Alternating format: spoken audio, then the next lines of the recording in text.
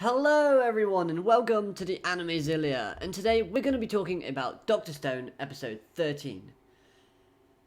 Now, before I start this review, I do just want to clarify that these reviews for Dr. Stone anime series will now be on a Saturday evening.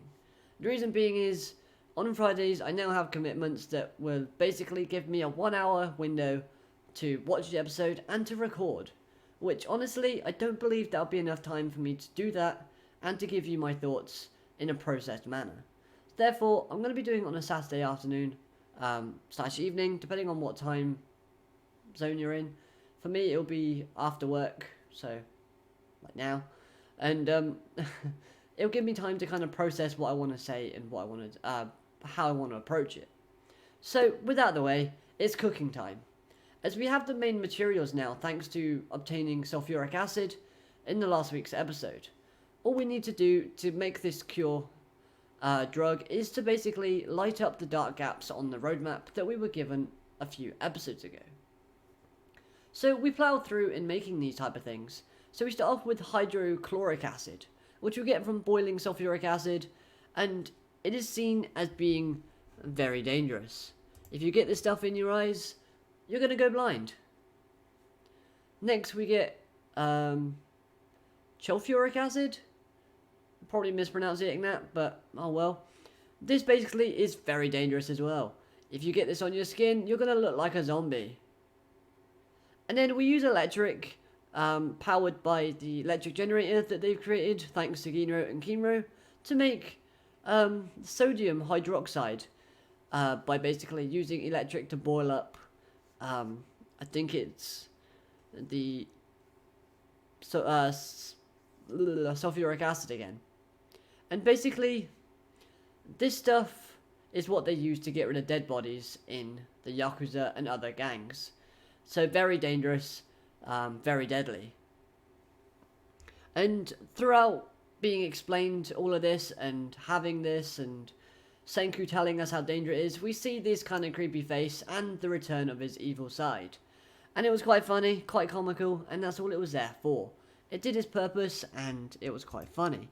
Speaking of funny, we do also learn how they get the horrible ammonia item. And it's, as you can see in the back here, they're just peeing in a jar. And honestly, when I saw this, I laughed quite a lot. Because I knew it was something to do with Wii, because it obviously had a picture of a dog there. But I thought maybe they were going to get it from the dog that they have running around, and not themselves, but oh well, when nature calls, I suppose. But we have to stop here, because we need alcohol, and in good quantities of it. And as we know from, like, episodes 3, maybe 4, or something, alcohol takes a long time to make, especially wine. And the only way we can have enough is to win the grand bout. So we're back on this. And the comedy with Senku's evil side returning, like I've said, was kind of good, and him explaining the effects of each chemical. Great. The faces of Kohaku when she, like, is peed off by the fact that Ruri might have to drink these stuff, because that's what she's thinking. And Senku's like, no, we're just using this to make the medicine. She's not actually going to drink our pee, and she's not going to be, like, blinded or anything like that. You know, she's fine. But the faces were pretty funny, I will admit that. So, we have some underhanded talking now about rigging the grand bout. This comes from both Senku and Kinro, as Senku is now partaking in the grand bout himself. Because he feels like that if there's more numbers on the Kingdom of Science's side, then they can kind of sway the matches in their favour. So basically, he can go up against, say, Kinro or something, and then be like, oh no, I've been hit, and then forfeit. So it makes Kinro kind of fresher for the next match, so to speak. Or they could use their members, if they face Magma, to kind of weaken him a bit more, because they know that he's a real threat. So, Senku being quite sleazy with some of the plans that he creates, and Kinro just being him normal self, is what brings up the comedy in this kind of area. And we do see kind of like a weird Snake kind of vibe, where it's kind of like the whole Adam and Eve kind of reference, which is kind of weird because it's a slight Bible reference in a science manga and anime. But Senku and basically Kinro, they get like snake-like figures, and it's like an apple tree, and they're kind of trying to tease Kinro to kind of hop on board with the sleazy plans, but he's not having any of it. He's being super serious, and is like, no, we need to stick to the traditions and the rules. Rules are rules. And we also have another character being very serious. And this is Kohaku. But she's serious for a different reason. She's serious because she really wants to, save her sister, which is understandable, and she'll do whatever it takes to do that, even if it means rigging the matches. And just as you think that things can't get worse for the group, they certainly do, because the brackets for the tournament come out.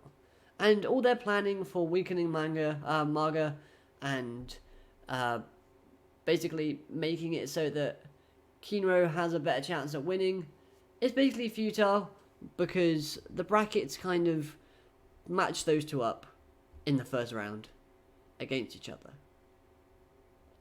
Now, this does lead to, if I can find it, nope, can't find it first time, this face. And this obviously came out of nowhere, and it did make me chuckle. And the art style was just kind of really dead, which is what they were going for, I think. Great, cool.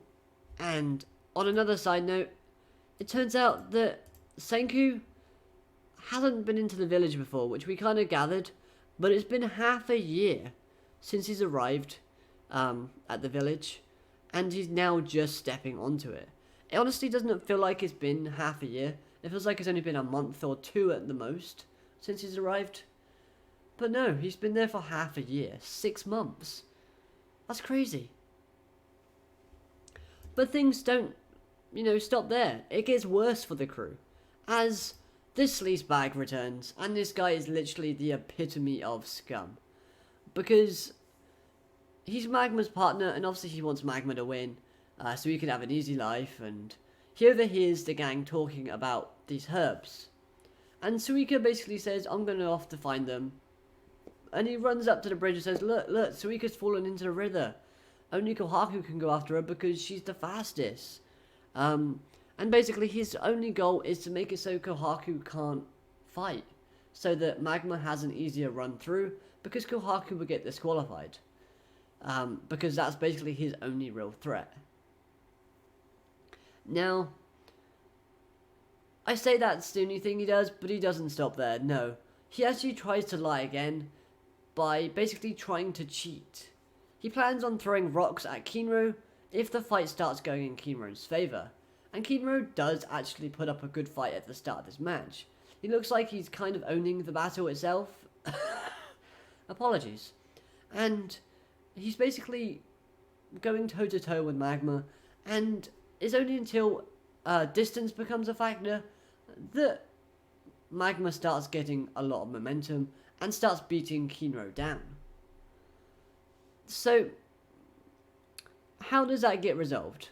Well, it gets resolved by Suika basically saving herself. She wasn't drowning, that was obviously a lie, and the whole crew knew it was a lie, but Kohaku had to go just in case. So Suika basically saves herself, goes and sees it, and sees that Kinro is squinting his eyes. And she thinks, okay, I need to throw my helmet to him so that these eyes of science can help him win. And when she does, it looks absolutely goofy, absolutely funny, ridiculous, but it's almost like this character has achieved Ultra Instinct, because when he gets back up after putting this mask on, he's dodging everything left, right and centre, and hitting Magma in the vital areas. Nope, not in the genitals, like Chrome was trying to go for in the build-up to this part of the episode, but it looks like he's actually dodging everything that's coming out his way. It's almost like he has obtained Ultra Instinct, and it was pretty cool, just without all the weird glowing. So then, the fight itself was okay. It hasn't ended yet, so it hasn't concluded. But what I really did like about this episode is that it was different from last week. As in, the comedy was ramped up with the whole Senku sleazy side showing a lot. Kinro being himself, the facial expressions, the scumbag being a scumbag, Magma being a doof, and just the overall goofy comedy that we come to expect from this show. But the theme of not giving up and the fact that science can change people's lives was still heavily present in this episode. And the character who stole the spotlight in this episode was Kinro himself. Even when faced with a force that he has yet to beat, and he has hardly any chance of beating, that being Magma, he still wants to fight honourably. He still goes in and puts up the best that he can, showing that he's going to try and overcome the obstacle that's in his past. Much like last week's episode was about fear, he's overcome his fear of Magma and basically is going to face him on pretty much equal footing. And he's doing pretty good, and even when he gets knocked down, he gets back up again and tries to battle. Now, the other part about science changing lives again is, in fact, the glasses. That's right, when he puts on the helmet, he gets the glasses and it starts changing his life because he's able to dodge, he's able to see, and the whole kind of move and dynamic of this fight shifts, which I think was really good and well choreographed. Overall, you have one person dominating and showing him being quite good and offensive, and then you have it flipped over to Magma being on the attack, and Kinro being on the defensive, and then it flips again, and we don't know how it's going to end unless you've read the manga, and if you have, don't spoil it for anime only watchers, because I've actually forgotten myself, if I'm honest. Oh well. Now, a couple of things before I end this review.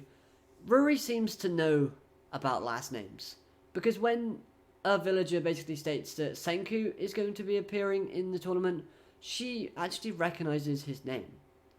Now she confronts him and says, "What is your last name?" And before we have any information exchanged between the two characters, Ruri collapses, which teases us with the information that she knows some things, and it also makes Senku interested in talking to Ruri more. And one last thing I want to mention, which is kind of an Easter egg, I think, is that this guy appears. Now, to me, this looks like Kamijo Toma from a certain magical index, the Imagine Breaker, whatever name you want to call him. He is one of my favourite characters in all of anime. I just love his character. And I don't know if it's meant to be him or if it's meant to be like a reference to this guy, but it just looks very much like him, and the animator who put him in, maybe he did that on purpose. I'll be interested to see if he's in next week's episode, or if he's in the manga chapter, if I can find it, and I'll let you know next week if I do. But apart from that, that's all I've really got to say about this episode. It was really good, the comedy was good, so if you want a good laugh, by all means go and watch it. Animation wise, there were some pretty good shots in animation, some of it was really good. There was a few bits and pieces that were a bit janky, but I'm not going to be too critical on that. But all in all, a good episode. But I did enjoy last week's a little bit more, just because it had more of a focus. This episode was about the battle, as opposed of a meaning behind the episode. But all in all, it was still a really good episode and well worth the watch if you haven't done so already. So with that out of the way, I hope you've enjoyed. If you have, make sure to smash that like button. Subscribe if you're new so you never miss a video from me. And until next time, I hope you have an amazing day. And I'll catch you in the next one. Goodbye for now.